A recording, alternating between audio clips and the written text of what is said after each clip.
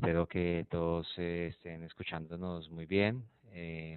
Igualmente el taller lo vamos a estar grabando y lo vamos a compartir con cada uno de ustedes o de los asistentes registrados. Bueno, este es el taller número 2. Es para mí uno de los talleres más interesantes donde uno realmente ya empieza como a acercarse al tema de la búsqueda de programas y a pensar en cuál va a ser su estrategia en el momento de postularse a un posgrado en el exterior, mirar cuáles son sus números, cómo son sus posibilidades y demás cosas que lo van aterrizando a uno en ese proyecto. La metodología, la recuerdo, es la misma que utilizamos en el taller anterior, en los otros talleres. Hacemos una presentación, preguntas a través del chat de los participantes, leemos las preguntas y las respondemos por el audio. Entonces, miremos cuál es nuestra agenda para hoy. Simplemente un repaso sobre el autoexamen, la metodología que usamos en el taller número 1. Vamos a mirar las herramientas de búsqueda de un posgrado en el exterior, cómo seleccionamos un programa, toda la estrategia para un buen proceso de admisión y finalmente cerramos con ensayos y los exámenes que hacen parte de una postulación a un posgrado en el exterior. Bueno, entonces, recordando el tema del autoexamen, pues la idea de ese autoexamen es que ustedes puedan de alguna manera ir delimitando el campo, aterrizando ese proyecto, llegando a la claridad de qué es lo que quieren hacer, digamos poder como ir colocando una parametrización a su búsqueda. Digamos que eso es muy importante. Yo muchas veces pienso o recomiendo que las preguntas del autoexamen nunca van a estar cerradas en su respuesta. Puede ser que ustedes en la búsqueda de programas o en la exploración de información empiecen a entender como otros elementos y vayan viendo que hay que reenfocar la búsqueda o hay que refinar una serie de cosas. Bueno, en este proceso hay unas herramientas que nos van a ayudar a encontrar un posgrado. Habíamos hablado de Internet, buscadores, una serie de herramientas que nos van a delimitar. Voy a hacer un par de ejemplos con los buscadores como tal, con la información, con los elementos que nos ayudan a hacer una búsqueda. Uno de los buscadores que más me gusta es la página del DADE. Así mi proyecto no sea en Alemania o no esté planeando nada en Europa, es interesante ver, digamos, la logística o la lógica, perdón, que funciona alrededor de estos buscadores. Seguramente cuando ustedes están haciendo las búsquedas van a mirar diferentes elementos o no saben por dónde arrancar. Entonces, en ese sentido, a mí me gusta usar o recomendar la página del DAD. Son, digamos, una organización oficial de Alemania que hace muy juiciosos la tarea de concentrar la información en un sitio web y digamos que eso no lo encuentra uno en todos los países. O sea, eso, digamos, en España de pronto no puede estar tan centrado, o en Estados Unidos, o en Australia. Sí, hay países como Suecia, Suiza, eh, Holanda, Francia con Campus France, donde ustedes van a encontrar esta herramienta.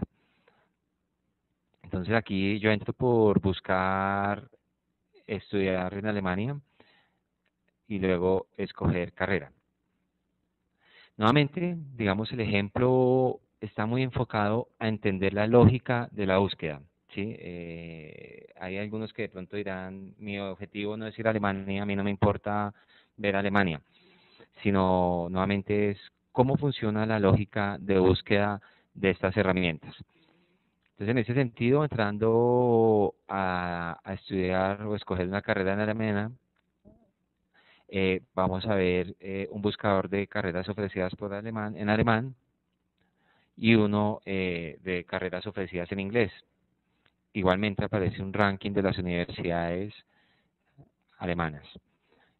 Entonces yo busco o arranco por programas en inglés. De pronto mi objetivo es estudiar en inglés y vamos a mirar qué es lo que ofrece este buscador en el sentido de la parametrización. Le recuerdo cuando uno está haciendo una búsqueda, digamos que hay muchas formas de delimitarla. Entonces, lo importante en las primeras búsquedas es no delimitar tanto, ¿sí? No pensar, quiero un programa en televisión digital con animación en tales y tales cosas. De pronto a nivel internacional ese programa con el nombre exacto o con esa delimitación no existe. Pero resulta que de pronto el campo abierto sí existe y los énfasis se lo puede dar uno a medida que la maestría vaya avanzando o es la flexibilidad del programa que ofrece. Entonces, aquí en ese sentido vamos a arrancar a delimitar por programas de maestría. Les recomiendo ponerle cuidado a este cuadro de abajo donde aparece en 104. Entonces yo voy a decir, quiero ver ofertas de maestría y en la aplicación me muestra que hay 657 programas. Otra forma de limitar puede ser por áreas de estudio. ¿Sí? Entonces tengo programas en inglés en Alemania, programas a nivel de máster y vamos a mirar temas de ingeniería, por poner algo un poco más específico. Ahí la búsqueda se nos reduce a 196 programas. ¿Sí? ¿Qué pasa? Si no escogemos ingeniería, pues vamos a tenernos que leer 657 programas o tratar de explorar 657 ofertas de ellos. Pero si yo lo delimito, pues voy buscando, voy aterrizando un poco más a los 196. Puedo colocarle un subject o un tipo de curso específico, ¿sí? Temas de ingeniería civil, de minería, de transporte, la voy a dejar abierta simplemente para efectos del ejercicio. En estas primeras búsquedas yo le recomiendo pues no colocar como las cosas tan definidas por uno como quiero ingeniería de alimentos biodegradables y comercialización de productos orgánicos, ¿sí? De pronto eso es un programa que uno lo puede encontrar no en ingeniería, sino en ciencias básicas o en ciencias naturales, ¿sí? Entonces, pues muchas veces uno, al hacer esa delimitación, puede estar saliéndose del campo en el cual corresponde el programa. Paso siguiente, entonces, hacer el listado de los programas. Y aquí empieza, digamos, lo interesante de esta herramienta o el ejercicio que lleva uno a cabo con la herramienta. Lo primero, pues le saca un listado de los 196 programas, el nombre del programa, la institución, el idioma en el cual es enseñado, la ciudad a la cual pertenece el programa y el tipo el tipo de programa.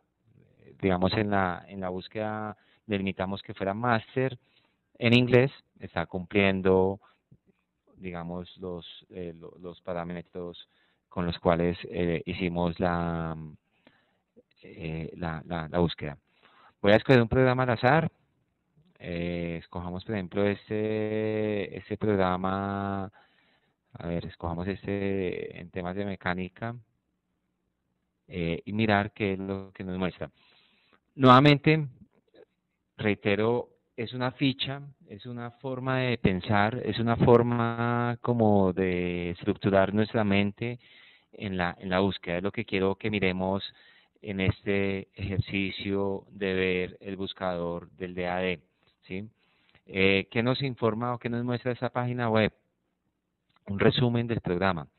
Seguramente los que han hecho búsquedas en Estados Unidos, en España, pues muchas veces es muy difícil encontrar o llegar a este nivel de resumen de la información para uno poder ir construyendo su base de datos de programas, ¿sí?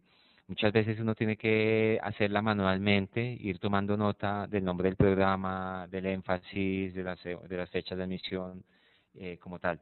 Los alemanes, digamos, tienen este ejercicio muy bien montado y eso facilita bastante la vida en la búsqueda. Entonces, miremos el nombre de la universidad, el programa, es un Master of Science, el idioma en el cual es impartido el programa, las admisiones, cuándo son, en el Winter solamente mencionan ahí.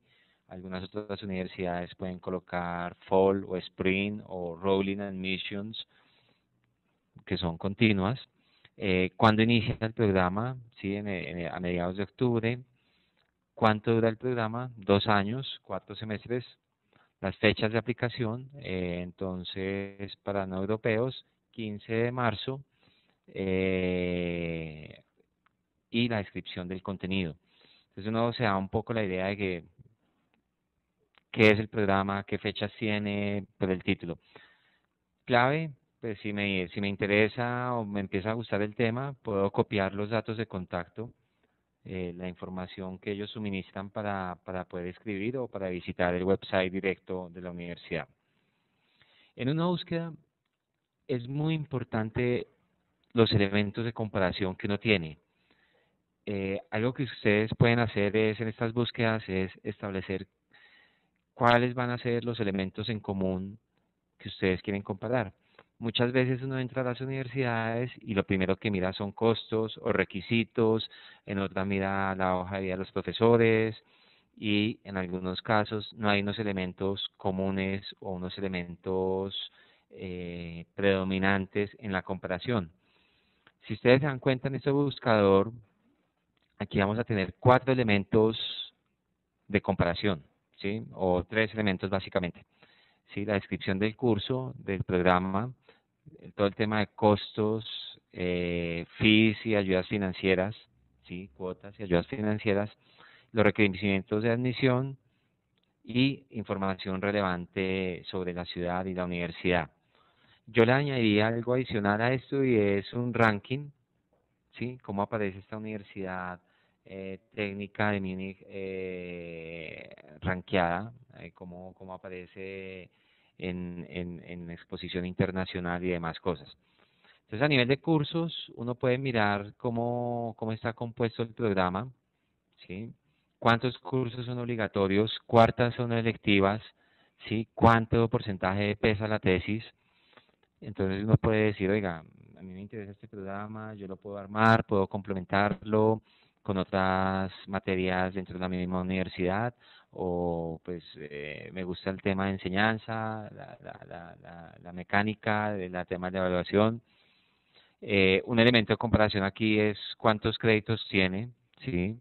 Si estamos pensando hacer un programa en Europa, lo recomendado es mínimo 60 créditos por año. Este tiene 120 porque son 2 años, ¿sí? Si hay cursos en alemán, ¿sí? Y cuál es el objetivo como tal del programa. Entonces, puedo empezar a decir, oiga, este programa me está gustando, tiene como los objetivos que yo busco, entro a explorar un poco más en su página web, le escribo a un profesor, contacto quién está allá y miramos pues ampliar esas inquietudes que tengo. Algo que nos gusta siempre mirar, los costos, ¿sí? ¿Cuánto vale ese programa, esa universidad? En ese sentido, pues aquí pues ellos también lo resumen. Muchas veces también es un elemento importante para comparar y tomar decisiones, ¿sí? Pero para mí no es el elemento de decisión, no es el elemento de escoger una maestría o un doctorado, sino más desde el punto de vista académico. Entonces, esta es una universidad que tiene unos tuition fees de 500 euros por semestre y un enrollment fee de 42 euros como parte de inscripción cada semestre del estudiante. Los costos de vida en esta ciudad, en Múnich, es 800 euros por mes, con acomodación, todo el tema de sostenimiento, costos de vida, libros y gastos misceláneos. Hay oportunidades de estudio, sí, que son disponibles como estudiantes asistentes en diferentes departamentos de la universidad, que de pronto para mí puede significar un elemento también eh, que abone la decisión que quiero tomar, si yo quiero de pronto acercarme más al tema de la academia o mirar si puedo conseguir algunos recursos complementarios para mi programa. Entonces, aquí aparece el segundo elemento de comparación, que eran costos, fees y todo el tema de financiación. Requisitos de admisión, un tema muy importante que yo creo que después de la calidad académica es importante poder, digamos, mirar si yo alcanzo o tengo los requisitos de admisión que me exige la universidad. Ustedes como ven en esa parte, hay unos requisitos a nivel de TOEFL de idioma, digamos que eso es clave, sientan un poco de desconfianza a un sitio donde no le pidan segundo idioma, ¿sí? O sea, un programa en Alemania y no le pidan un examen, o preguntarse, bueno, ¿cómo voy a estudiar o en qué idioma voy a aprender? Entonces, esta universidad pide 220 en el Computer Base, 550 en el de papel y 80 en el IBT, ¿sí? Para aquellos que han presentado un IELTS 6.0, ¿sí? Digamos, tienen algunos que aceptan el Cambridge como tal. No se requiere examen de alemán, ¿sí? Solo el de inglés. Igualmente, hay unos requisitos académicos que está enfocado al programa, ¿sí? Los aplicantes pues deben tener algún pregrado para poder ser aceptados en este programa. Y pues también indica dónde se postula uno o dónde se hace la presentación.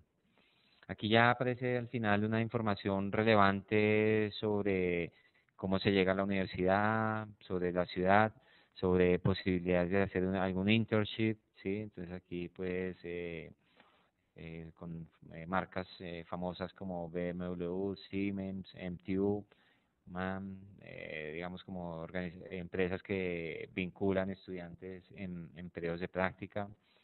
La acomodación también se habla un poco, algo de la universidad, desde cuándo fue creada, el número de estudiantes, y pues es una ciudad que es de 20.000 estudiantes que vienen de todas partes del mundo. Digamos que nuevamente el ejercicio en una búsqueda es poder tener elementos de comparación, ¿sí? Que ustedes puedan comparar qué me ofrece este programa versus otro programa, ¿sí? Así puedo coger muchos programas y poder ir decantando esa lista de posibilidades. Bueno, entonces siguiendo dentro de nuestra presentación, ese era un ejemplo muy breve de búsqueda. Esta parte de la búsqueda también vamos a reforzarla con un par de videos que van a recibir los links. Esos videos son sobre cómo enfocar la búsqueda y cómo encontrar un programa o una universidad a su medida. Son videos realizados en Estados Unidos, entrevistas con personas de departamentos de admisiones que van a hacer las recomendaciones pertinentes. Bueno, entonces esa es la herramienta que ustedes tienen para aproximarse.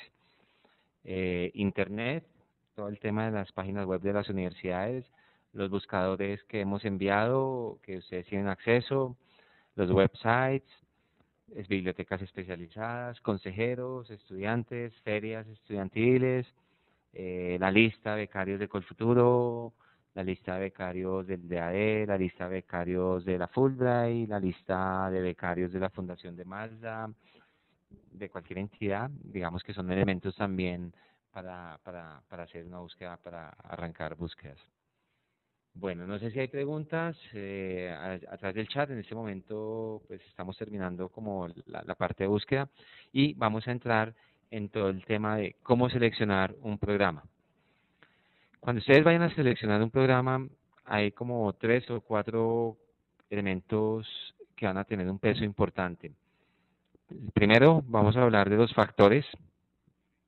Sí, hay unos factores, unos elementos para comparar, para hacer esa selección. Luego la lista personal, lo que ustedes quieren y el autoexamen, esa reflexión que ustedes han hecho. Y finalmente la construcción de unos cuadros comparativos, tanto por país, universidad y programa, que les va a permitir visualizar las opciones que ustedes tienen y todo eso. Entonces hablemos un poco de los factores que juegan en este proceso.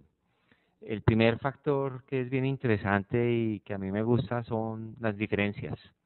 Sí, hay diferencias tanto a nivel de sistemas educativos, hay diferencias en calidad académica, en metodología de la enseñanza. Entonces, esas diferencias las podemos de alguna forma montar o establecer de los sistemas educativos alrededor del mundo. Entonces, eso es un elemento bien importante de los factores cuando ustedes estén haciendo sus búsquedas. Aquí hay un par de preguntas. Yuri Moreno, ¿qué página recomienda para observar en ranking las universidades diferentes a las del EAD? Ya más adelante vamos a mirar, Yuri, los rankings los vamos a enviar como material complementario de este taller. Hay muchísimos rankings alrededor del mundo. Juan Valdés pregunta si proporcionan algún formato para el examen. Efectivamente, esto se vio en el taller número 1 y fue, digamos, es el material complementario del taller número 1. Si no lo recibió, nos comenta y se lo podemos estar enviando. Bueno, lo segundo de las diferencias es la diversidad de elección que existe. Digamos que hay todo un abanico de posibilidades, hay todo un abanico de opciones y para eso es muy importante poder hacer una buena comparación. Conocemos casos de estudiantes que se van al primer programa que los aceptan, escriben un mail a una universidad en España o en Argentina y los admiten fácilmente y simplemente se van a estudiar allá y allá llegan y se dan cuenta que de pronto no hicieron una buena búsqueda o no hicieron una buena comparación y empiezan a mirar que habían podido haber hecho una mejor decisión y haber podido optimizar sus recursos o su tiempo en ese sitio. Entonces, digamos que esa diversidad de elección es poder, digamos, aterrizar muy bien la búsqueda y decantar muy bien. Juan, por favor, escribe un correo electrónico para los del material complementario del taller 1. Digamos, lo tienen que pedir por escrito. Lo tercero es no hay ninguna estandarización. Afortunadamente, a nivel mundial, no hay un cuerpo único de rankings, no hay una lista única de universidades o de programas, ¿sí? No se basan simplemente en los resultados, digamos, una lista absoluta de maestrías o de doctorados. Y algo también interesante son los procesos diferentes en cada institución, ¿sí? Cada institución va a tener procesos de selección diferentes, ¿sí? ¿Eso qué significa? Que hay universidades que les interesa más la experiencia académica del candidato, otras universidades de pronto les interesa más la experiencia laboral combinada con los objetivos y planes futuros del estudiante. Entonces, digamos que ahí también uno empieza a establecer su estrategia como tal. Miremos un par de ejemplos de los sistemas educativos. Esto simplemente lo ponemos a colación o lo traemos para, digamos, un poco ilustrar cómo funciona un sistema educativo y saber dónde va a llegar uno, dónde va a aterrizar, ¿sí? El sistema americano son 12 años de formación básica y secundaria, ¿sí? En ese momento se obtiene el high school, el diploma. Luego el estudiante tiene dos caminos: irse a un community college o irse a un college o una universidad, hacer un bachelor, un pregrado y ser en ese momento, digamos, estar como un estudiante de pregrado y obtener un bachelor degree como tal, ¿sí? Los community college son formaciones a niveles técnicas, vocacionales, tecnológicas, y las universidades pues ya son todo el tema de profesionalización. Un community college puede dar 2 años y una universidad puede dar entre 4 y 5 años.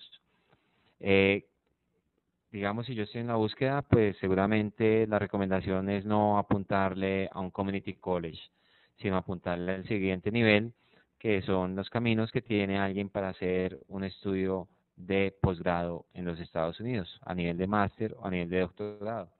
Entonces, a nivel de medicina, uno se puede ir a hacer un programa de 4 años, un MD, un Medical School, y hacer la especialización correspondiente, aunque la tendencia en esa área de muchas personas es hacer una subespecialización o hacer algunas rotaciones o unos internships muy específicos. Está la opción de irse a un Law School, a un GD, hacer un programa en negocios, por ejemplo, de 2 años, son los famosos MBAs, o los programas académicos, en el cual son 2 años de maestría y luego postularse a ser un candidato a nivel de posgrado, de doctorado, perdón, que pueden ser 2 o 4 años, y a ese nivel ya uno aterriza a ser un estudiante con una maestría o con un doctorado. Esto simplemente es para ilustrar dónde llegaría uno con su nivel.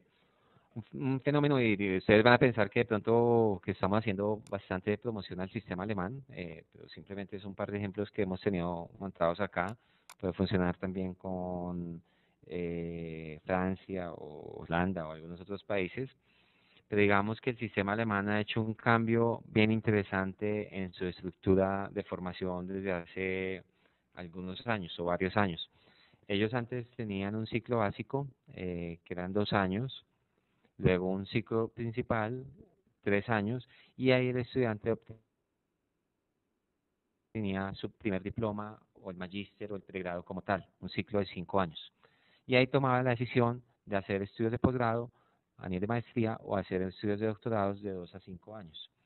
Hoy en el nuevo sistema hay un primer examen que equivale a un bachelor, que son 3 o 4 años, y luego hay un segundo examen que es el nivel de máster, que puede ser 1 o 2 años. ¿Por qué es importante esto? Algunos estudiantes colombianos que han hecho pregrado de 5 años o 4 años o 4 años con opción de máster aquí en Colombia, y hacen 5 años de pregrado, lo importante es que en el momento de postularse a una universidad con este sistema pueden llegar a hacer una maestría en vez de 2 años en hacerla en un año, ¿sí? ¿Qué sucede? Muchas veces el quinto año de nosotros aquí en Colombia, en algunas universidades, puede equivaler al primer año de pregrado, ¿sí?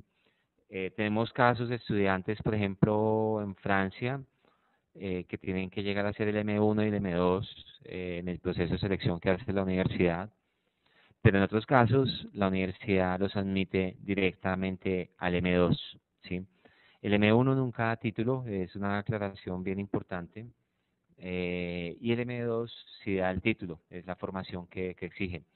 Aprovecho para invitarlos el próximo jueves, tenemos una charla con la directora de Campus France, y va a explicar todo el sistema de educación francés y la metodología para usar la herramienta de búsqueda de Campus France. Bueno, ¿cuál es el objetivo de cada uno de ustedes? Lograr una carta de admisión, pero esa carta de admisión tiene que ser al mejor programa, ¿sí? Y al mejor programa puede variar entre diferentes estudiantes, ¿sí? Mejor para mí puede ser diferente que el mejor de una persona en Medellín o una persona en Cali, porque hay una serie de parámetros y elementos que hay que tener en cuenta. Entonces, por eso es importante poder ir estableciendo esos elementos comunes y esas prioridades que para mí pesan en la búsqueda o en las definiciones.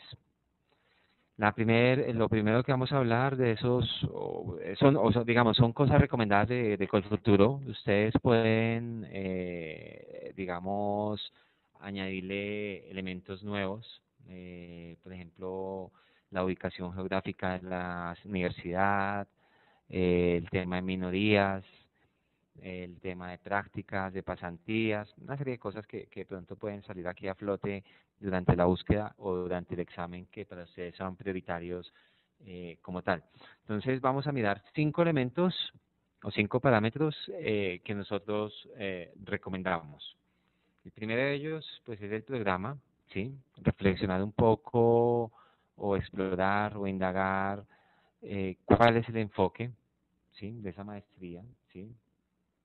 ¿Qué busca ese programa al formar profesionales o personas egresadas de esa maestría? ¿Sí? Buscan que sean emprendedores, buscan que sean personas más enfocadas al tema de investigación, mirar si el programa es flexible, el currículo como tal, ¿sí? Sí, cuántos cursos obligatorios hay, cuántas materias selectivas hay, ¿sí? Lo que vimos un poco en Alemania, cómo está compuesta ese sílabus o esa parte de materias y del programa, ¿sí? Hay casos de estudiantes que se van a hacer una maestría, no sé, en antropología, y toman materias complementarias en el área de comunicaciones y en el área de negocios y en el área de psicología y le dan un enfoque a su programa. Esto, digamos, con la orientación y el acompañamiento de un tutor, ¿sí? No es simplemente quiero tomar marketing porque me gusta o me suena bonito, sino que el tutor de alguna forma lo avale y lo oriente en eso. También pensar un poco en ese programa si las prácticas hacen parte, ¿sí? Hoy en día es una tendencia muy fuerte, por ejemplo, estamos mirando en Europa programas de 3, 6 meses de práctica, programas estilo sándwich, un ciclo académico, una práctica y finaliza con un par de ciclos académicos y termina uno con título de maestría. En algunas áreas son muy importantes, son relevantes las prácticas desde el punto de vista académico, también son también muy relevantes desde el punto de vista financiero. Hay muchas prácticas que son pagas, son financiadas por alguna entidad, por alguna empresa, y los estudiantes logran hacer algún ahorro significativo, ¿no? También si mi área es de investigación, si tengo la oportunidad de participar en proyectos de investigación, yo conozco personas pues que han trabajado en equipos de premios Nobel, que han trabajado en equipos de investigadores muy destacados o personas muy importantes del mundo académico. Digamos que eso pues va abonando la hoja de vida y da también un valor agregado en la manera de trabajar y de la mecánica y digamos acoplarse a un equipo internacional de investigadores y poder desarrollar todas esas cosas. Bueno, Raúl pregunta, ¿este tipo de tutor también está dentro del proyecto de Semillero de Talentos Regionales? No, Raúl, ese es un tutor que lo orienta a uno cuando ya tiene la admisión. Digamos, desde acá es muy difícil porque desde acá es como jugar con ilusiones, ¿sí? Aquí lo que uno tiene que ver es pues estudiar muy bien los contenidos, las materias, pero también saber que uno llega allá y tiene flexibilidad, ¿sí? Hay currículos que no son que no son flexibles, que son, digamos, rígidos o donde el 90% de las materias son obligatorias y no hay ninguna opción de tomar materias complementarias. En ese caso uno tiene que evaluar muy bien cada una de las materias que le están ofreciendo, las materias que tiene compuestas por el programa. Un segundo elemento es el posicionamiento del programa, que desde mi punto de vista es muy, muy importante. Digamos, por donde yo voy a decantar ofertas, ¿sí? Recuerden que el ejercicio que ustedes están haciendo es optimizar recursos que ustedes tienen, El primer recurso es el tiempo, ir a un buen programa, es el segundo recurso el tema académico, el tema financiero también es un tema de pensar en optimizarlo y a qué le hago el esfuerzo, digamos, apuntarle a la maestría que es. Entonces, preguntas como se encuentra el programa dentro de los rankings internacionales o nacionales, ¿sí? Si no aparece, pues preocuparse, preguntarle a la universidad por qué. De pronto son programas que no tienen exposición internacional, son programas que no tienen visibilidad académica, científica. Entonces, pues seguramente no es un programa muy recomendable y de pronto alguna universidad colombiana va a estar por encima de esas instituciones. ¿Sí? Cosas tan sencillas como el programa está acreditado por alguna agencia oficial, ¿sí? Ministerio de Educación, ICFES, por ejemplo, aquí en Colombia, eh, Ministerio de Educación nuevamente, la Sociedad de Arquitectos, la Sociedad de Ingenieros, ¿sí? ¿Quién avala esos programas? ¿Sí? ¿Quién los respalda? ¿Sí? ¿Quién da fe a nivel local o a nivel internacional que ese programa está acreditado? ¿Sí? Por ejemplo, a nivel internacional existen las acreditaciones de las asociaciones, por ejemplo, de la Asociación de los MBAs a nivel internacional, la AMBA, ¿sí? Eh, Existen evaluaciones o reseñas de pares, ¿sí? Gente aquí en Colombia, rectores, decanos, artículos, reconocimiento del programa. eh, Muchas veces, digamos, cuando uno está en esta búsqueda, las universidades destacan eso en sus páginas web, ¿sí? Ese programa fue rankeado por América y Economía tantas veces, por el Financial Times, por tales y tales instituciones. ¿Y cuál es el nivel de los estudiantes, el nivel de satisfacción de los estudiantes graduados como tal? Aquí hay un ejemplo muy sencillo de los rankings. Este es el ranking de Shanghai Outun, ¿sí? Simplemente pues uno pone en el Google a buscar el programa, ¿sí? El ranking y empezarlo a mirar. Los rankings generalmente miden cosas diferentes, ¿sí? Entonces, mi primera recomendación es entender para qué fue hecho el ranking y qué busca medir ese ranking, ¿sí? Entonces, muchas veces uno encuentra rankings por áreas de estudio, rankings por temas financieros, en cuánto tiempo una persona recupera la inversión, rankings por temas de producción científica, por premios Nobel, ¿sí? Entonces, la reflexión es mirar un poco qué hay detrás del ranking y qué está midiendo el ranking, cuál fue la metodología que utilizó ese ranking para hacer la medición como tal. David pregunta cómo saber si el estudio que queremos hacer está avalado en Colombia. Más el avalado, yo recomiendo dos cosas. Primero, apúntele a programas que conduzcan a un título de máster o un título de doctorado en áreas diferentes a salud. En salud son las especializaciones o las subespecializaciones. Y lo segundo, mirar cómo es la convalidación de ese título en Colombia. Digamos, donde siempre hemos visto dificultades para convalidar son programas en España, por la intensidad horaria, por el número de créditos. Entonces, mirar si ese programa me lo reconoce el Ministerio de Educación Nacional, si es convalidable, si es reconocido como tal, ¿sí? Yo sé, por ejemplo, que aquí en Colombia hay una cantidad de personas de ciertas universidades españolas haciendo fila, esperando muchos años a que su título sea convalidado o sea reconocido por el ministerio.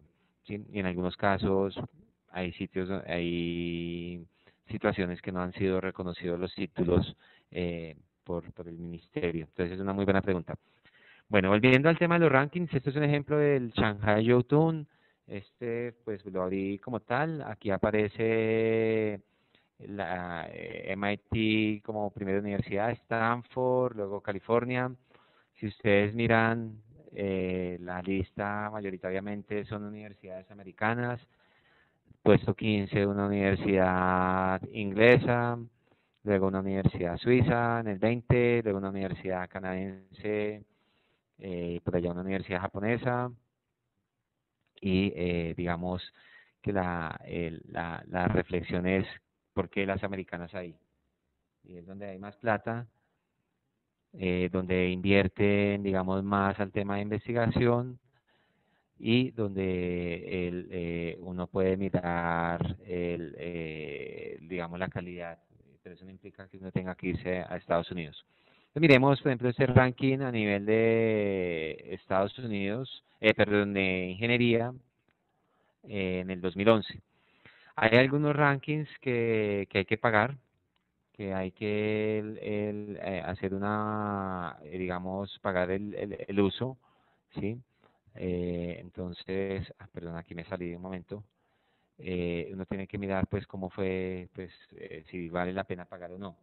En Colfuturo nosotros compramos la gran mayoría de rankings y pues, damos la información para los semilleros que pregunten en alguna información sobre esta universidad o sobre ese programa.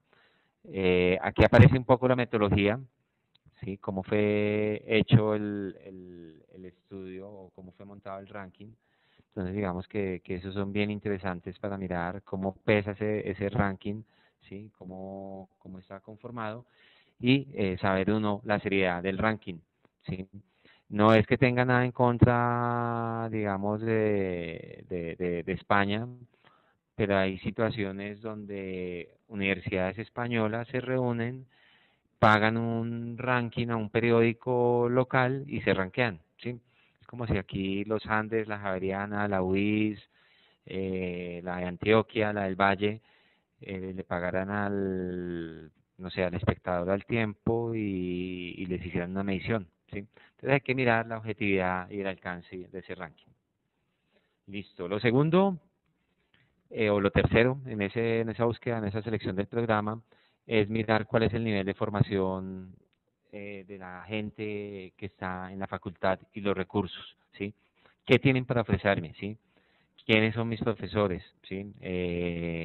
Generalmente a nivel de una maestría uno podría decir que el 90 al 95% de los profesores son doctorados en una muy buena maestría. Una maestría aceptable, todos tienen maestría, ¿sí? Preguntarse uno, oiga, voy a hacer una maestría y mi profesor solo tiene pregrado, nunca ha tenido, nunca ha sido máster, tiene una experiencia laboral, pero no, ¿sí? Entonces, pues evaluar un poco eso, ¿sí? Mirar qué reconocimientos, premios o acreditaciones han tenido, ¿sí? Por ejemplo, facultades de comunicación o de periodismo que ganan los premios Pulitzer, han ganado premios en fotografía, en reportajes, una serie de cosas que le van dando peso a la facultad como tal, ¿sí? ¿Qué tanto publican en esa facultad? ¿Sí? ¿Qué tanta plata invierten? Hay universidades eh, apoyan en la investigación, ¿sí? Presupuestos, hay presupuestos absurdos que uno a veces no se imagina, o sea, hay universidades que dicen 10 millones de dólares para el área de biología, ¿sí? Y es el presupuesto que tienen ellos para apoyar la investigación y para incentivar que los estudiantes asistan a sus programas. Claudia Marcela pregunta lo mismo, me imagino que es lo mismo que lo anterior. La recomendación es mirar en la página del Ministerio de Educación para convalidar los programas. Bueno, también hay que mirar con qué infraestructura y qué recursos cuenta la universidad, bibliotecas, computadores, ¿sí? Muchas veces uno dice, curioso que una universidad publique en su página web, diga que tiene 100 computadores en el programa de diseño para los estudiantes, ¿sí? Entonces es diferente llegar a una universidad donde hay 20 computadores y se tienen que sustentar 5 estudiantes por cada computador, donde una universidad tiene una serie de recursos eh, amplios y suficientes para que los estudiantes puedan investigar y puedan trabajar, ¿sí? Cosas tan sencillas, por ejemplo, como aquí en Colombia, estudiantes que trabajan haciendo experimentos científicos y son, digamos, limitados los recursos o el presupuesto o los accesos a reactivos, a herramientas estadísticas, y en el exterior pues van a tener la opción de acceder a bastantes herramientas, recursos, piden un reactivo y al otro día se lo entregan en su escritorio. Sí, una serie de cosas que van a servir mucho en este proceso. Bueno, la siguiente diapositiva, para mí, digamos, es la más importante, es la clave en la estrategia, eh, y es mirar cuál es la selectividad de los estudiantes. Eh, Esto, digamos que va a empezar a delimitar mi estrategia, digamos, mi enfoque de jugar con mis números, de jugar con de mirar qué tengo para mostrar y a qué le voy a trabajar fuerte, ¿sí? Entender cuál es el proceso de selección de la universidad, ¿sí? Entender, pues, que la universidad se enfoca más en una hoja de vida, se enfoca a unas calificaciones, a una experiencia profesional después del grado, del pregrado, o se enfoca más a una trayectoria de investigación académica, ¿sí? ¿Cuántas personas son admitidas por año? Sí, es un programa donde se presentan 1000 y reciben 2. Entonces tengo que ser muy fuerte en mi proceso.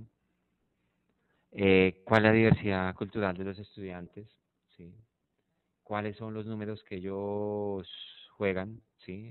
Digamos, a nivel de idiomas, a nivel de requisitos. ¿Sí? Si yo no cumplo con esos requisitos o si no cumplo con los puntajes promedio, pues seguramente voy a estar por fuera eh, del primer filtro o del primer proceso de verificación de documentos, ¿sí? ¿Sí? Por ejemplo, aquí en Colfuturo, cuando hacemos el proceso de selección, es tan sencillo mirar que si una persona va para un programa que es en español, tenga un segundo idioma con un examen, ¿sí? Si no lo tiene, pues muy sencillo, rechazado, ¿sí? Puede ser el candidato más fuerte, las mejores notas, pero un requisito de la convocatoria y la igualdad de participación es que todos tengan un segundo idioma. Entonces, seguramente a nivel internacional sucede mucho. Listo. Hay una universidad que me gusta bastante para mirar este término, ese tema de las cifras, es Wharton. Eh, Afortunadamente o desafortunadamente las universidades eh, a nivel de administración de negocios o de los MBAs logran concretar muy bien la información, tener sus estadísticas. Entonces voy a entrar aquí por Facts and Dates y voy a mirar el perfil de la clase, ¿sí? Las personas que entraron en el 2011 y se van a graduar en el 2013, ¿qué perfil tienen? ¿Sí? Los que se gradúan aquí en el 2013. Entonces aquí tenemos que esta universidad tuvo 6.442 aplicaciones y fueron o se enrolaron o personas que iniciaron el programa que están ahí, fueron 845 personas. Entonces digamos que eso va estableciendo mi estrategia, va estableciendo cómo van a ser mis números, ¿sí? Aquí le puedo apuntar, ¿sí? 45% son mujeres, 36% de estudiantes internacionales, ¿sí? 33% de estudiantes de color o las minorías que ellos llaman, ¿sí? Experiencia media 4 años, ¿sí? Pero hay un 22% de la clase que tiene 22, perdón, que tiene menos de 3 años, Entonces, digamos que yo empiezo aquí a jugar con mis números. Yo estoy recién graduado, tengo un puntaje muy bajito de TOEFL, de GMAT, ¿sí? De pronto mis posibilidades no van a ser muy altos. eh, entonces, pues tengo que, de pronto me lleva una sorpresa o gasto el tiempo presentándome algo que no me van a aceptar o jugando simplemente con una ilusión. Listo, entonces, por ejemplo, esta universidad, el rango del GMAT está entre 560 y 790, ¿sí? Seguramente el de 790 es un estudiante coreano recién egresado, súper consagrado en los exámenes, pero seguramente una persona de 560, pues es una persona con 5 o 6 años de experiencia laboral, pero que no ha sido tan fuerte en los exámenes, pero tiene algo interesante para aportarle a la maestría. 73 países, ¿sí?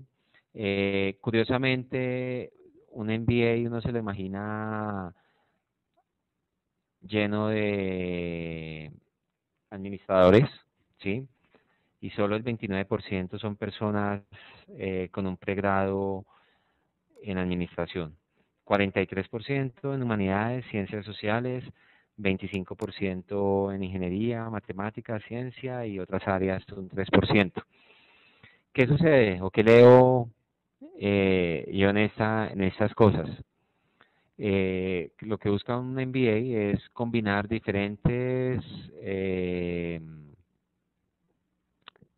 pregrados, diferentes experiencias laborales, diferentes casos de vida y formas de trabajar en negocios y ponerlos a trabajar alrededor de la maestría de negocios, ¿sí? Lógicamente uno no se va a sentar con alguien, con un biólogo, un matemático que no sepa el tema, ¿sí? Que no entienda un balance o que no entienda temas de contabilidad o matemática financiera. Pues para eso ellos piden un GMAT, que es la forma de asegurar que tienen las bases en temas de administración como tal.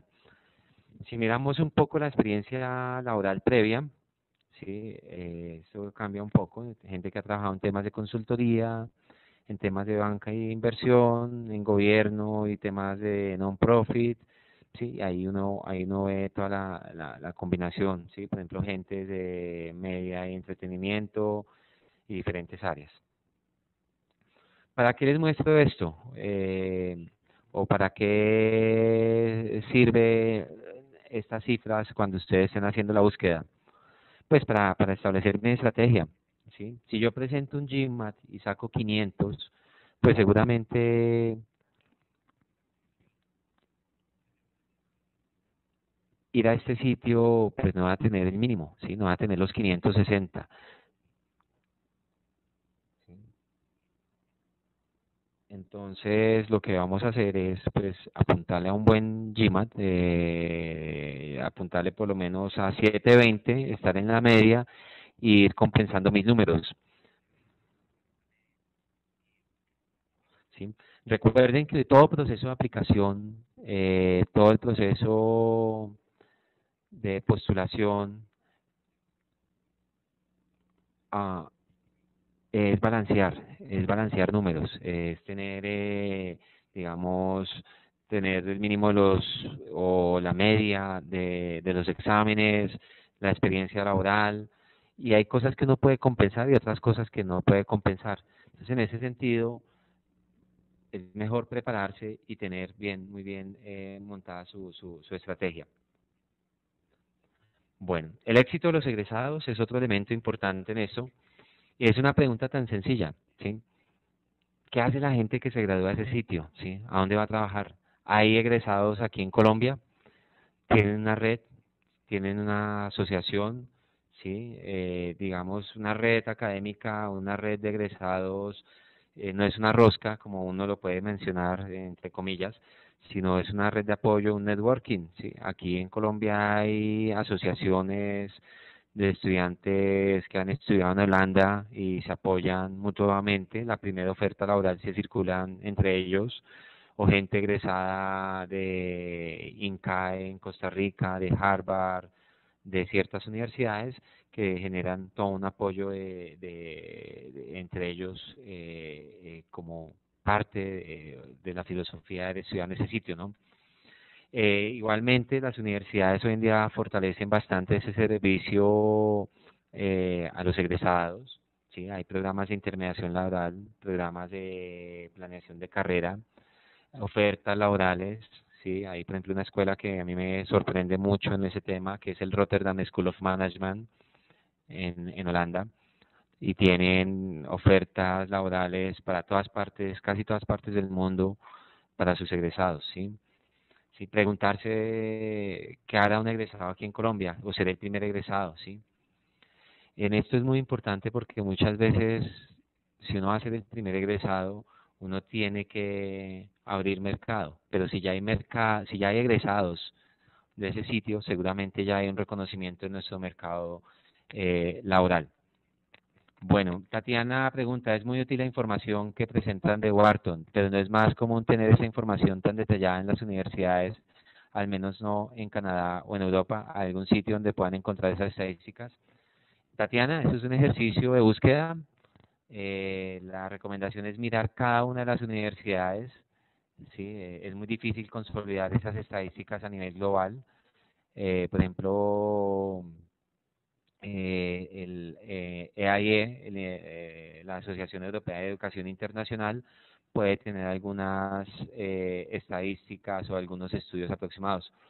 Pero lo primero es uno tener claro qué es lo que quiere y cuando busca el programa, pues preguntar por esas estadísticas o sondear sobre esas estadísticas. ¿Sí? Lo mismo para Judy, ¿qué metodología nos sugiere para recolectar ese tipo de información?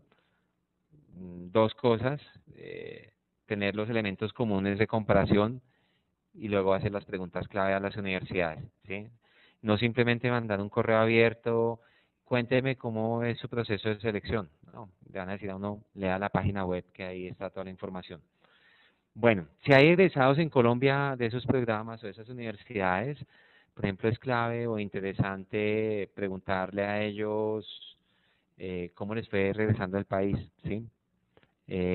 Cómo está montado el, digamos, el sistema aquí en Colombia para reclutar personas de esas universidades o esos programas, ¿sí? Entonces muchas veces uno no, pues, no se imagina que pueda haber algún egresado o uno se imagina en qué puestos están esos egresados. Entonces uno le puede escribir a la universidad, consultarle, decirle, mire, me gustaría conocer o entrevistarme con algún egresado en Colombia. Y generalmente los egresados en Colombia son muy abiertos y muy dispuestos a apoyar, ¿sí? A brindar la información. Entonces uno encuentra, no, mire, que el gerente de recursos humanos o el presidente de tal compañía estudia allá y uno puede conseguir una cita y llegar, digamos, con preguntas claves o una llamada telefónica o un correo electrónico, ¿sí? Entonces es una buena forma de contactar a los egresados. En la base de datos de Colfuturo General, en la página web de nosotros, ustedes van a encontrar la lista de los becarios y van a poderlos contactar. Entonces, de pronto uno también puede escribirle, oiga, ¿cómo le fue en ese programa en NYU? ¿Cómo le fue en ese programa en Holanda? O en el sitio donde esté haciendo su maestría o en el cual uno esté interesado. Bueno, para cerrar esta parte de las diferencias y los factores, recomendamos instituciones donde los profesores sean por lo menos de tiempo completo. Algo muy sencillo, pero que muchas veces uno no tiene en cuenta. La proporción estudiantes-profesores, ¿sí? ¿Cuántos estudiantes están registrados en el programa o están en la maestría y cuántos profesores, ¿sí?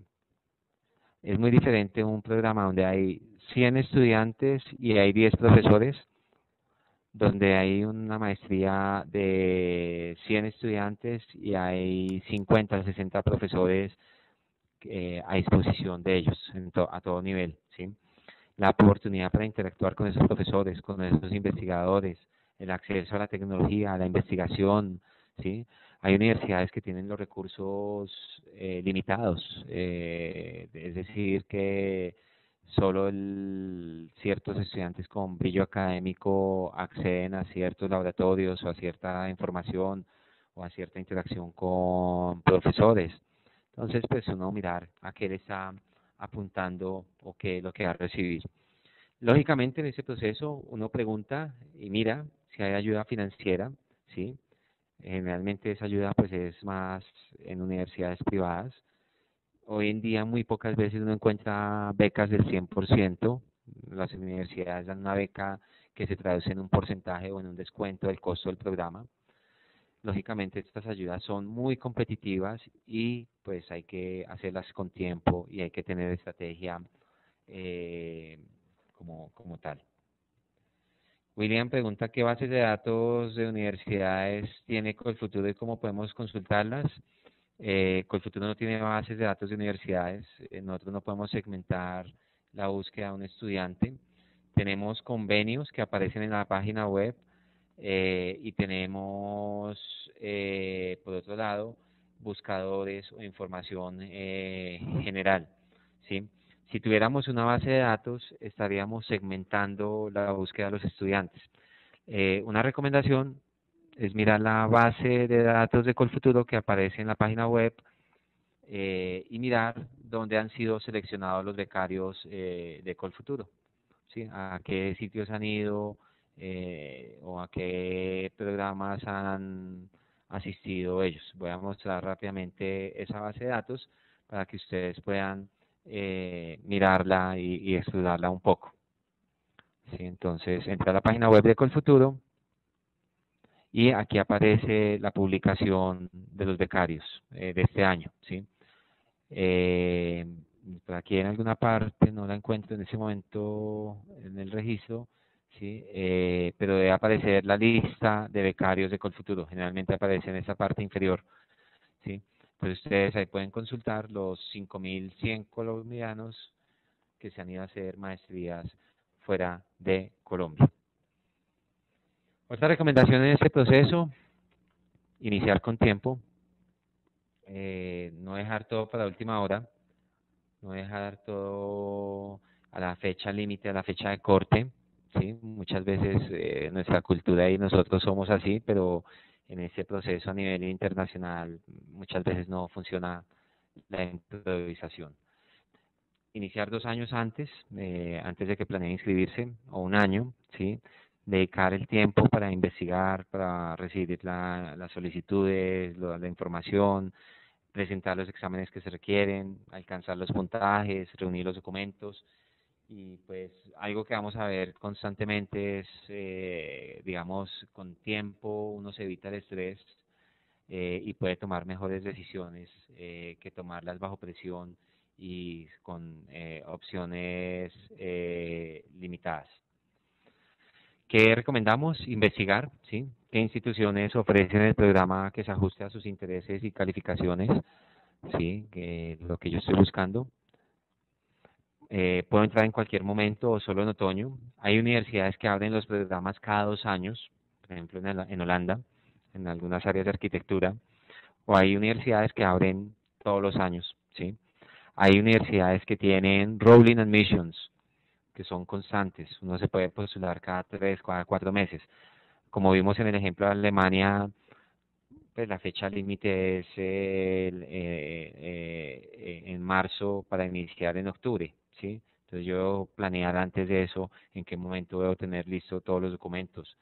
Mirar los costos versus el costo versus el presupuesto personal, ¿sí? Ese presupuesto personal indica tener como en cuenta qué posibles ayudas financieras voy a tener, ¿sí? Voy a tener ayuda del DAD, ICETEX, Colfuturo, me va a presentar a Fulbright, ¿sí? Y no simplemente decir no tengo plata, entonces pues voy a buscar la universidad más barata, ¿sí? Sino también mirar si la universidad tiene ayudas financieras que me puedan apalancar recursos para llegar allá. Todo esto lo vamos a traducir en unos cuadros comparativos, ¿sí? Ese cuadro comparativo ustedes lo pueden hacer por opciones de programas, lista corta de universidades, lista corta de programas, requisitos de admisión detallados. Y voy a mostrar un par de ejemplos que los vamos a estar enviando por correo para que ustedes lo trabajen y tengan, digamos, un parámetro para montar su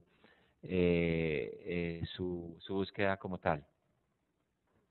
Voy a mostrar en este momento un cuadro sobre requisitos, ¿sí? Algo muy sencillo, que lo hicimos, digamos, en casa. Y ese cuadro busca que ustedes clasifiquen, tengan 5 opciones de universidades, ¿sí?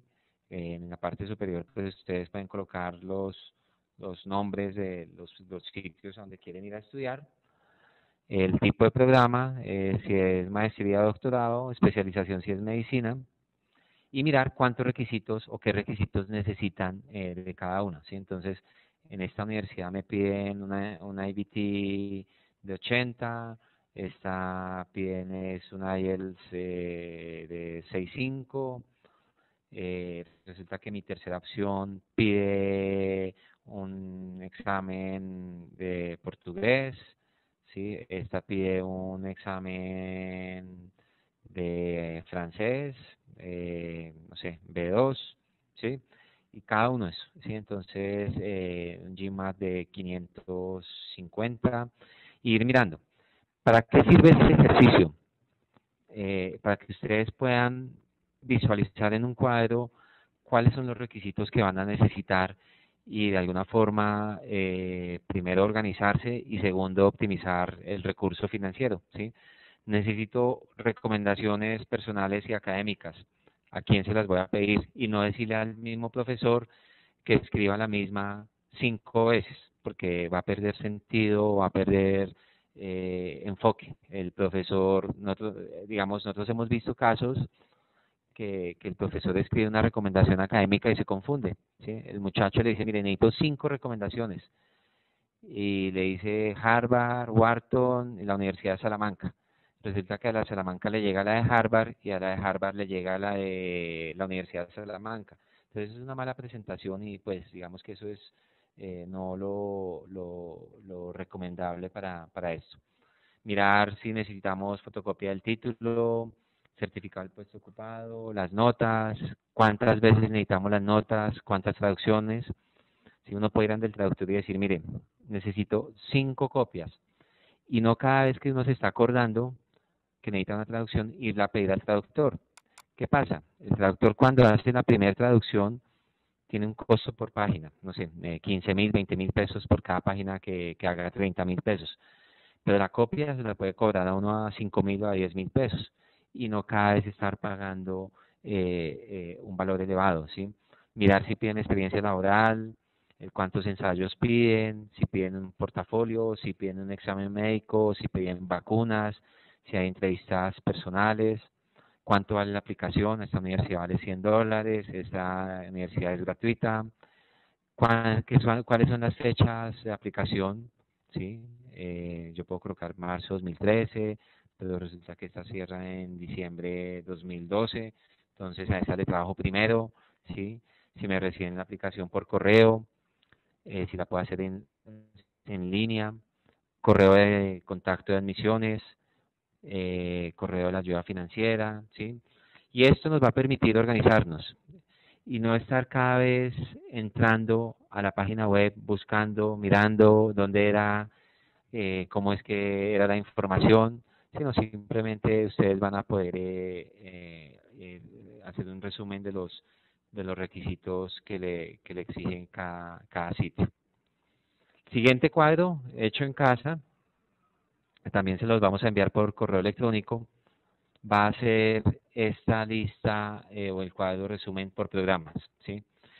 Simplemente es una sugerencia.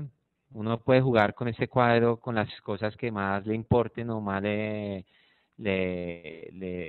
prioricen, ¿sí? Entonces aquí puedo colocar el programa, la universidad, dónde está ubicado, cuántas materias obligatorias hay, cuántas selectivas, hay que hacer tesis, ¿sí? Hay que hacer viajes, prácticas, ¿sí? Y elementos críticos académicos, ¿sí? Un puntaje en el TOEFL, un número de artículos que piden publicados, ¿sí? Una serie de cosas que de pronto para mí me van a ser importantes en tomar la decisión. Este cuadro puede variar, ustedes pueden incluso construirlo por costos, ¿sí? Por ayudas financieras, colocar la fecha límite de aplicación. Nosotros vamos a enviarles pues unos ejemplos de esos cuadros. Esos cuadros pues son muy importantes, son muy recomendables que ustedes los trabajen, que ustedes los hagan personalizados, que los adecúen de acuerdo a lo que necesitan, a lo que quieren trabajar. Y digamos que para cada uno ese cuadro puede tener un significado diferente o una prioridad diferente. Recomendación importante en todo proceso, ya cuando entrando a los tips de postulación, leer y seguir las instrucciones. Muchas veces uno asume que en todas las universidades es igual, ¿sí? Que en todas las universidades las notas las reciben de igual manera o el ensayo es el mismo y cosas tan sencillas como las universidades formulan 5 preguntas y en cada universidad son diferentes. Cada universidad quieren sondear e indagar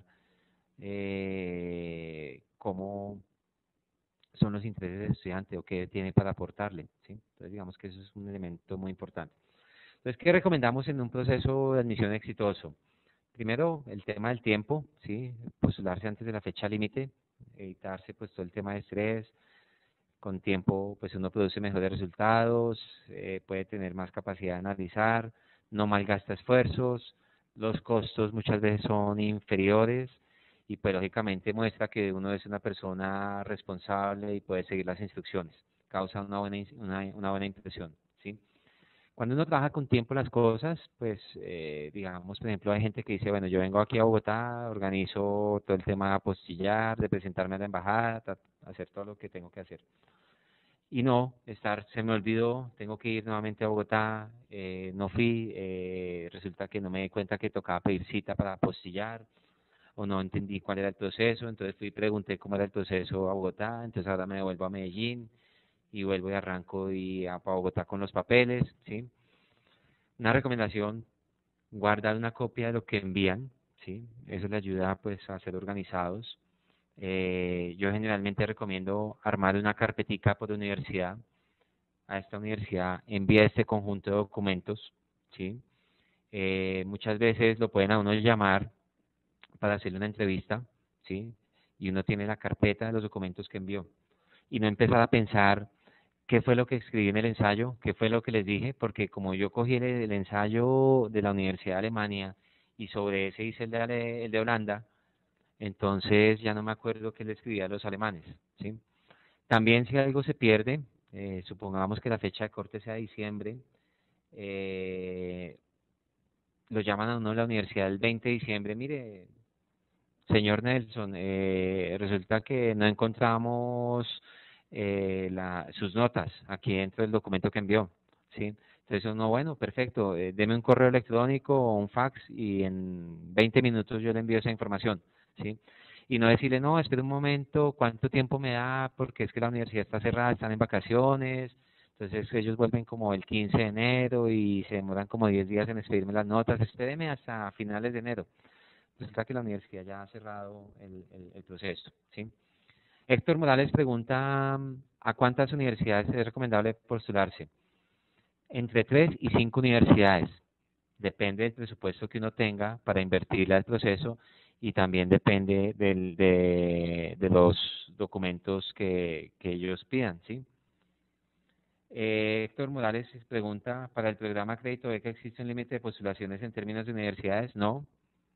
Héctor, usted se postula con el futuro con una sola universidad, con la universidad más fuerte que usted tenga. En años anteriores podía tener una segunda opción, pero ahora lo que hace el comité es revisar solo una, la primera, la única con la que usted se postula. Bueno, igualmente la postulación es una impresión de uno, ¿sí?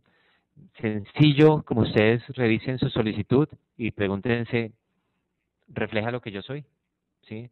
Soy ético, honesto, cuidadoso, minucioso en los detalles, ¿sí? Cuando Colfuturo recibía documentos en físico, uno a veces recibía carpetas mal archivadas, documentos para un lado, para otro lado, documentos originales, entonces después el estudiante tenía que llamar a ver si le devolvían el original y le dejaban una copia, documentos muchas veces manchados, sí, que uno no sabía qué pasaba, o sea, se le cayó en un charco, lo ensució, qué pasó. Entonces digamos que eso causa una impresión en un comité de selección, ¿sí? Más hoy en día, cuando uno está electrónico en una aplicación online, pues hacerlo de una buena forma, ¿sí? A mí este año me pasó, estábamos revisando una solicitud, un muchacho que iba a hacer un programa en temas de diseño en Holanda, en una muy buena universidad, y llegué al punto de revisar la carta de admisión y en la carta de admisión había una caricatura subida, ¿sí? Un muñeco, un dibujo que habían puesto ahí. Entonces, pues a mí me sorprendió. Lo primero que uno piensa, nos está tomando el pelo. Pero volvimos a revisar toda la solicitud, tenía inglés, el diploma, todos los documentos, un ensayo, ¿sí? Y por algún error o por algún accidente, esa persona envió o escogió el archivo que no era. Entonces digamos que eso hay que cuidarlo, ¿sí? Hay que mirarlo, ¿sí? William Cárdenas pregunta que ¿cuál es el costo usualmente de una postulación? William, con exámenes y costos de estudio, costos de correo y expedición de documentos, por una universidad puede ser fácilmente entre unos 300, $400, depende del país. Hay sitios donde uno pues presenta el TOEFL una vez y ese TOEFL le sirve para presentarse a 4 o 5 universidades y ya los documentos uno los tiene y le sirven fotocopias o copias, puede valer $50, pero generalmente la primera universidad puede estar en unos 200 a $400 aproximadamente. Bueno, segundo, otra recomendación, explicar las discrepancias. Sí, temas de tiempo. Resulta que yo estaba haciendo el pregrado y me fracturé las dos piernas y duré un año por fuera de la universidad. Explicar eso, ¿sí? La universidad va a preguntar, oiga, pero este es un programa de 5 años y se demoró 6 años y medio. ¿Qué pasó? ¿Sí? Las cartas de recomendación, lo que son, una carta de recomendación no pesa por la firma, porque me la firme un político, un alcalde, sino pesa porque las personas que las escriben realmente reflejan que lo conocen a uno, ¿sí? Que son sus profesores, sus tutores, o su jefe directo, que lo ha conocido en ciertas condiciones, en ciertos momentos de la vida, que sabe cuáles son las habilidades y esas cosas. Hoy en día muchas universidades, para evitarse que la jugada fácil que hacen los profesores, los recomendadores, es decirle al estudiante escriba la carta y yo se la firmo. ¿Qué pasa? Un ensayo y una carta de recomendación, muchas veces con el mismo estilo de redacción, con los mismos párrafos, pues eso no es correcto y éticamente no está bien. ¿Por qué sucede eso? Porque el estudiante deja tiempo para al final, no le da tiempo al recomendador, sino 2 días o una semana antes va y busca a alguien que le escriba la carta y pues la jugada más fácil es decirle escriba usted la carta y yo se la firmo, ¿sí? Entonces muchas universidades hoy en día le generan al estudiante un login y un password para que se le den al recomendador o le envían un correo directo al recomendador y él entra y llena la carta y una encuesta. Hay que escribir unos párrafos muy cortos, hay que hacer una evaluación y todo eso. William pregunta que cuál debe ser el perfil de recomendador. Mi recomendación es que sea una persona que los conozca, que hayan trabajado con ustedes, ¿sí? No simplemente el presidente de la compañía, nunca me ha visto, pero porque es el presidente de la compañía, es la firma que más pesa, sino de personas que tengan un buen manejo de un segundo idioma, que sepan escribir cartas de recomendación, que tengan enfoques, eh, y pues que lo puedan a uno recomendar.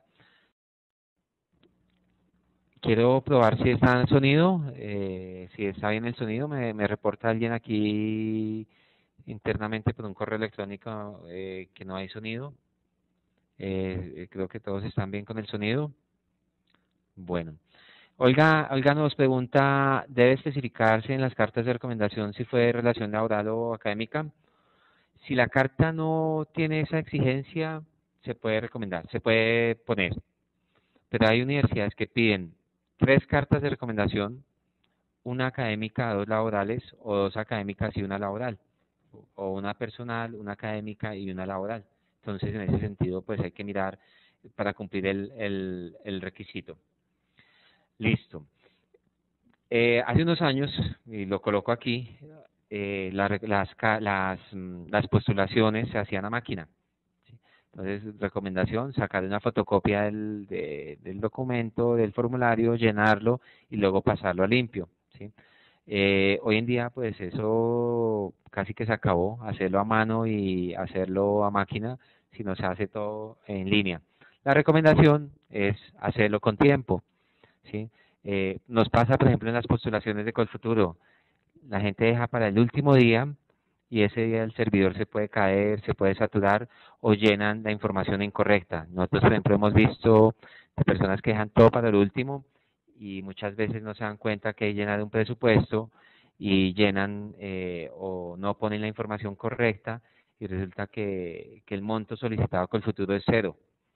¿Sí? Entonces entran a un proceso de selección donde les van a aprobar $0 de solicitud porque de pronto olvidaron eh, llenar ese campo. Entonces digamos que con tiempo es muy importante hacer esas solicitudes y entender la mecánica y entender cómo se llena el formulario. Usar exactamente el mismo nombre en todo, ¿sí? Uno muchas veces coloca diploma de grado, título, cartón, ¿sí? Entonces, pues eso unifique y alíñese con el vocabulario de la universidad o el proceso que se está haciendo. Algo sencillo, poner la dirección, su nombre en todo el correo electrónico, en toda la correspondencia. Sí, o sea, por ejemplo, aquí alguien firma un correo electrónico, recibimos un correo electrónico de yayita1920 @hotmail, ¿sí? Y abajo firma Juan, pero no sabemos si es Juan López, si es quién, ¿sí? Entonces, digamos, tener también correos electrónicos que sean fáciles de entender, de escribir, de mirar, ¿sí? Bueno, no sé si hay preguntas sobre esta parte. Podemos concluir en las estrategias de iniciar temprano, hacer una muy buena investigación, leer instrucciones, seguir las instrucciones, presentarse con tiempo y guardar una copia de lo que ustedes envían, ¿sí?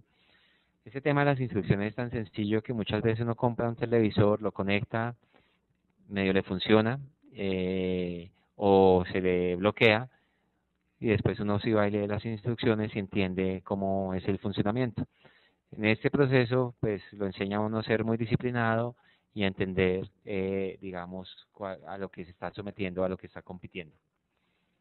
Bueno. Raúl Ponzón pregunta, durante este proceso, ¿qué apoyo tendremos de parte del semillero de Telementos? Varios apoyos, Raúl. Se van activando y ustedes van recibiendo información. Los grandes son clasificados como en 3 grupos. El primero es como sesiones de consejería, donde les vamos a orientar sobre la búsqueda. Estas sesiones las hace el área de placement, no las hago yo. Lo segundo es la revisión la revisión de programas de la lista corta o de universidades donde ustedes van a presentar. Nosotros los calificamos, le damos recomendaciones, les decimos, mire, es un programa fuerte, es un programa flojo, vale la pena o ese programa está muy mal calificado.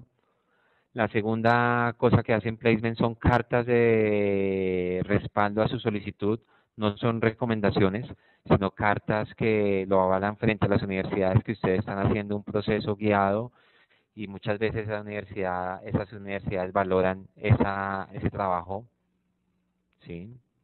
Lo otro que hacemos, la otra segunda gran ayuda o tercera gran ayuda que ofrecemos son revisión de ensayos. Pero ya cuando ustedes estén listos para presentarse a la universidad, ¿sí? No que a mí se me ocurrió escribir un ensayo, por favor revísemelo, ¿sí? Seguramente en el momento de revisar el ensayo, nosotros vamos a mirar cuáles son las preguntas y los requisitos que hace la universidad y mirar si el estudiante está respondiendo el ensayo en la misma vía de la universidad. Listo. También hay algunos apoyos en algún momento financieros, sí, eso se van informando en su momento. Estamos trabajando en temas de poder de pronto conseguir becas para presentar el TOEFL, sí, que alguien le pague a uno el TOEFL.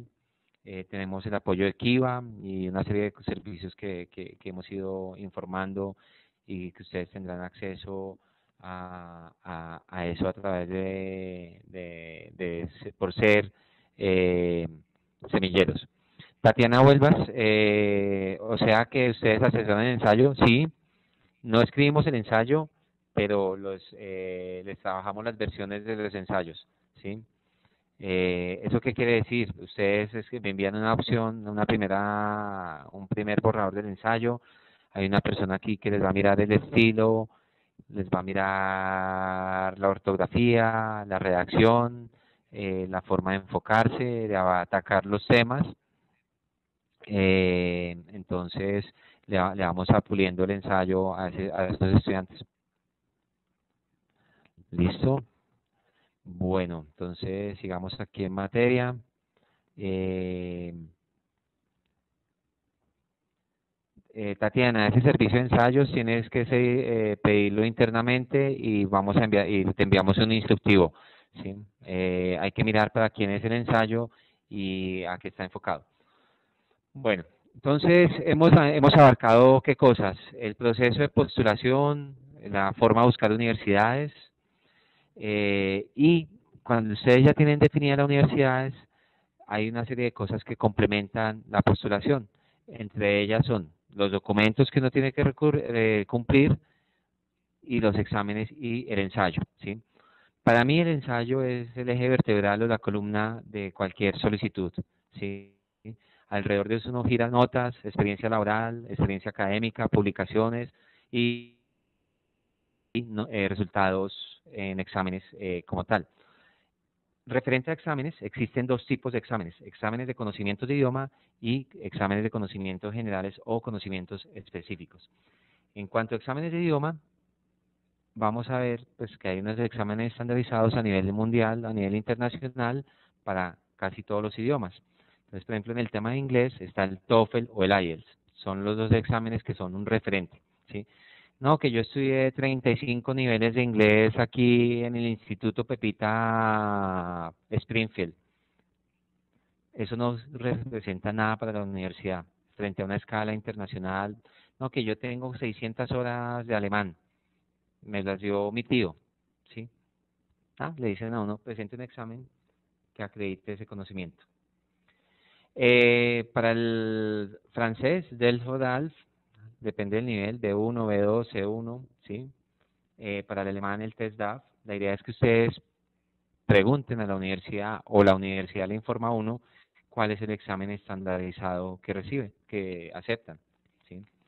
Para que le brinden la revisión a los ensayos que uno envía, se debe tener la universidad y a qué programa se va a presentar, lógicamente, Eduardo. Esos ensayos hoy en día obedecen a una metodología que las universidades preguntan, ¿sí? Es muy diferente el examen que escribe un ingeniero, el ensayo que escribe un ingeniero a un filósofo, y también depende del programa, ¿sí? Si es un ingeniero que se está presentando un programa de redes o un programa de management, pues hay que mirar cómo es el enfoque que le está dando eso. Muchas veces en la revisión de ensayos también miramos la hoja de vida del estudiante, ¿sí? Para saber qué experiencias el estudiante está encadenando en su ensayo. Entonces es un requisito tener la universidad y el programa. Bueno, estos exámenes no son difíciles de presentar. Yo los asimilo como una maratón. Yo sé caminar, yo sé correr, pero no me puedo ir a correr la maratón este fin de semana, porque seguramente podría hacer un tiempo pésimo, la haré en 5 horas, me puede dar un infarto o no la termine. Un examen de estos también obedece a esa lógica. Un TOEFL, un IELTS, hay que entender la dinámica del examen, la lógica que tiene el examen, el tipo de preguntas que hay, hacer muchos simulacros y familiarizarse con el manejo de tiempo y de información y de todo eso. Exámenes de conocimientos, aquí lo estamos mirando. El GRE, ¿sí? Estos son como un ICFES en inglés, ¿sí? Mide conocimientos generales sobre 800, comprende escritura, analítica, razonamiento verbal, razonamiento cuantitativo, y son exámenes de preparar. Cómo se dice cateto en inglés, cómo se hace todo el tema de un programa de álgebra formulado en inglés, cómo resolverlo. El GMAT es pues, un examen en área de administración, también mide unas habilidades verbales, cuantitativas. Para derecho hay otro examen que es el SAT, el USMLE, que es un examen para las áreas médicas. Y la idea de estos exámenes es entenderlos, pues, qué es lo que está buscando y qué es lo que mide. No todas las universidades piden estos exámenes, entonces uno también tiene que mirar. Si hay gente que dice, no, me voy a ir a estudiar afuera, tengo que presentar ya el GRE y el GMAT. Y resulta que no han mirado si es un requisito o no, a dónde van a ir a estudiar.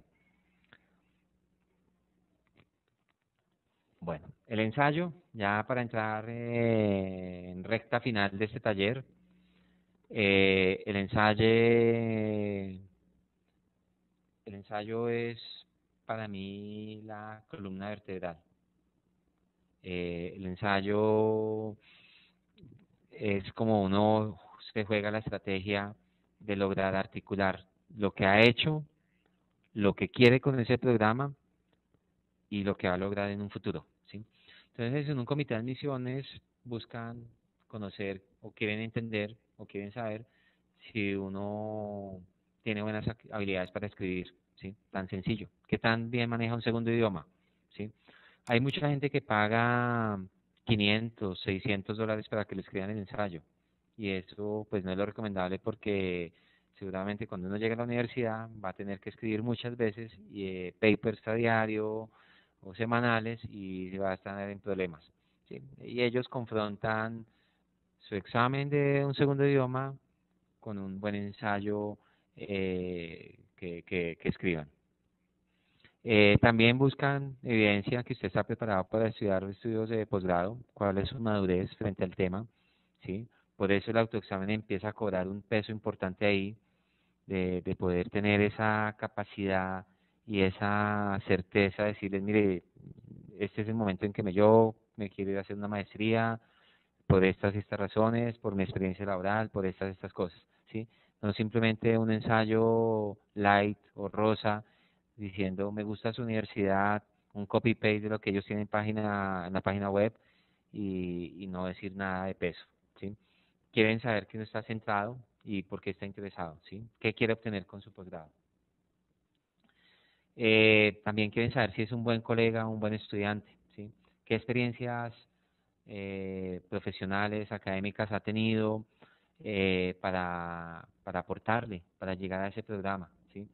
Muchas veces no están interesados en su desarrollo personal ni psicológico, ¿sí? Ojo con esos ensayos que son manipuladores y llevan a la lástima, ¿sí? Mire, es que a mí siempre me ha ido mal en la vida, por favor recíbanme en su programa. Pues esos ensayos no aportan nada. Tampoco están interesados en detalles autobiográficos, sentimientos, posiciones políticas. Mucha gente repite en el ensayo su hoja de vida. Estudié en la Universidad Nacional, luego hice esto, trabajo en esto. Pues en el formulario hay un espacio donde uno consigna esa información. Yo defino que en un ensayo uno aprende a valorar el espacio para escribir. ¿Sí? Uno en un ensayo tiene 2 hojas o tiene 7.000 caracteres para expresar lo que quiere, ¿sí? Muchas veces hace falta espacio. Entonces no hay que malgastar el espacio y hay que reflexionar muy bien. Listo, aquí hay un par de preguntas para no irlas dejando acumular. Eh, Carlos Rincón, buenas noches. Me encuentro muy interesado en realizar un doctorado en Estados Unidos, por lo cual he realizado una búsqueda de acuerdo a las líneas de investigación de los programas y ayuda financiera. ¿Es esta ayuda suficiente? ¿Podría combinar este tipo de ayuda financiera con el programa de crédito beca? ¿Cómo puedo conseguir ayuda financiera para postulación? Bueno, varias preguntas. Carlos, el crédito beca puede combinarlo con las fuentes que tenga la universidad. Para estos temas de doctorado, nosotros podemos activar, digamos, un consejero, una persona que lo pueda orientar, simplemente es que lo pida. Y generalmente en los doctorados hay más opciones de apoyo que para las maestrías. Y yo siempre recomiendo que en un doctorado es estrategia de buscar plata y de buscar financiación. Listo. Cada universidad tiene un perfil. Se pensaría que el mismo ensayo se podría presentar a varias universidades, pero también se debe ajustar dependiendo de cada universidad. ¿Qué recomiendas? Valentina, cada universidad pide un ensayo diferente. Pueden coincidir en algunas preguntas, pero hay preguntas muy específicas para la universidad. Lo que las universidades hoy en día quieren combatir o quieren de alguna forma eliminar es que el estudiante envíe el ensayo a 5 universidades, el mismo ensayo, ¿sí? A nosotros nos pasa, llega el ensayo que pide Colfuturo con unas preguntas específicas y nos llega, señores Universidad de Salamanca, una universidad de motivación. Pues ese ensayo no va a tener una buena calificación porque no está respondiendo las preguntas que nosotros queremos o estamos buscando. Bueno, entonces en un ensayo buscamos que el autoanálisis es importante para resolver preguntas como ¿por qué está interesado en esta área de estudio? ¿Sí? ¿Por qué cree que es bueno? No es simplemente la reflexión de emoción de la noche anterior de escribir el ensayo, sino uno mira la madurez del estudiante, qué aspectos de su vida lo hacen que sea la persona más idónea, experiencias, logros, implementaciones que haya hecho, ¿sí? ¿Qué experiencia o qué cualidades cuenta usted que lo distingan de los otros candidatos? No está compitiendo solo con los colombianos, sino está compitiendo con estudiantes del resto del mundo, ¿sí? Y una serie de cosas que uno debe trabajar y debe incluir en el ensayo. Aquí aparecen algunas citadas. Yo tengo la teoría, no hay un ensayo correcto e incorrecto, hay diferentes formas de abordar, hay diferentes formas de abarcar esos temas y cada uno tiene su estrategia. Para escribir un buen ensayo es importante el autoconocerse, ¿sí? ¿Qué tengo yo para ofrecerle a la universidad? ¿Por qué soy bueno para llegar a ese sitio? ¿Sí? Y no simplemente responder preguntas, como hemos visto en algunos ensayos que copian la pregunta, debajo la respuesta, copian pregunta, respuesta. Eso no es un ensayo y eso denota que eso es una improvisación y que el estudiante no trabajó en pulir esa solicitud. ¿Sí? William Cárdenas, ¿tienen ustedes algunos ensayos de muestra o al menos casos de éxito de ensayos? Tenemos un taller de ensayos que se va activando a medida que ustedes van avanzando en el proceso. Lo dicta una persona que tiene experiencia en revisión de ensayos y allí usamos algunos ejemplos de lo que es un ensayo bien orientado y un ensayo no muy bien orientado. Ese taller se les estará informando pues en el momento oportuno. Digamos, uno muchas veces quiere tomar todos los talleres rápidamente y no logra aterrizar la información recibida en los talleres. Entonces, pues a medida que vayamos avanzando, eh, vamos activando vamos activando esas herramientas o esas ayudas. Bueno, también en un ensayo también que se puede explicar, qué le llamó atención del programa, ¿sí?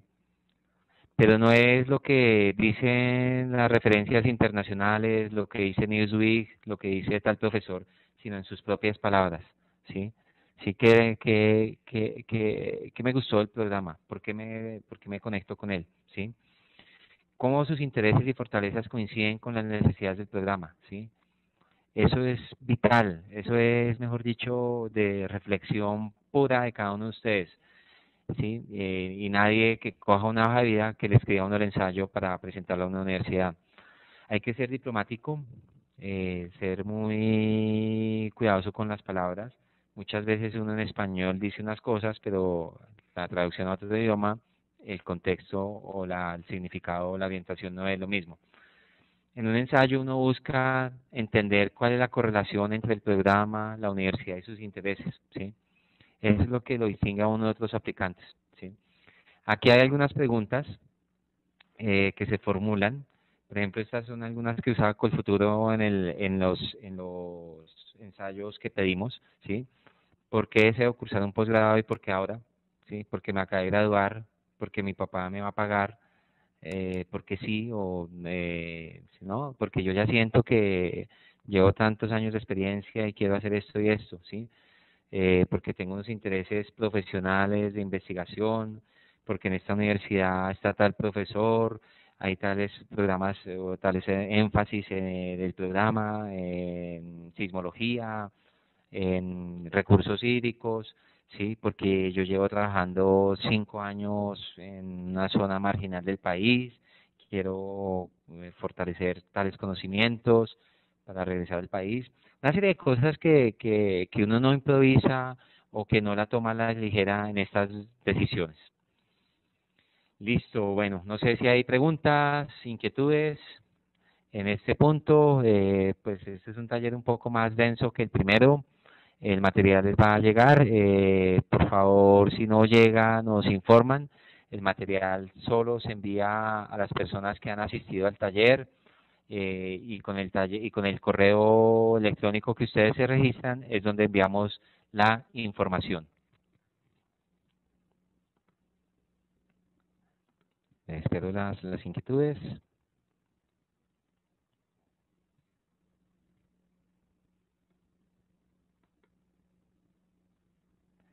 Bueno, creo que no fue como suficiente información, bastante larga, densa. Espero que pues haya sido útil. Muchas gracias. Van a recibir van a recibir la evaluación del taller.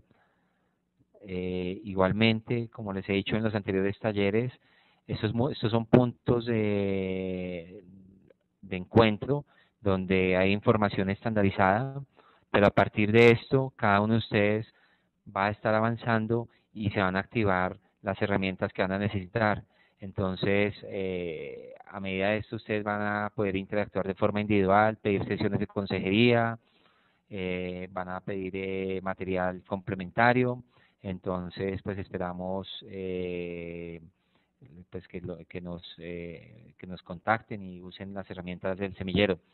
Igualmente estamos activando el grupo de Facebook, les va a llegar una invitación, ahí vamos a colocar como información frecuente para que ustedes también estén pues conectándose por ahí. Y pues bueno, no hay preguntas. Muchísimas gracias a cada uno de los asistentes, a Francia, a Gina, a Lady, a Olga, a Tatiana, a todos los que hicieron preguntas y los que estuvieron conectados. Nuevamente, muchísimas gracias y pues bueno, esperar la programación de los siguientes talleres y las siguientes actividades. Gracias.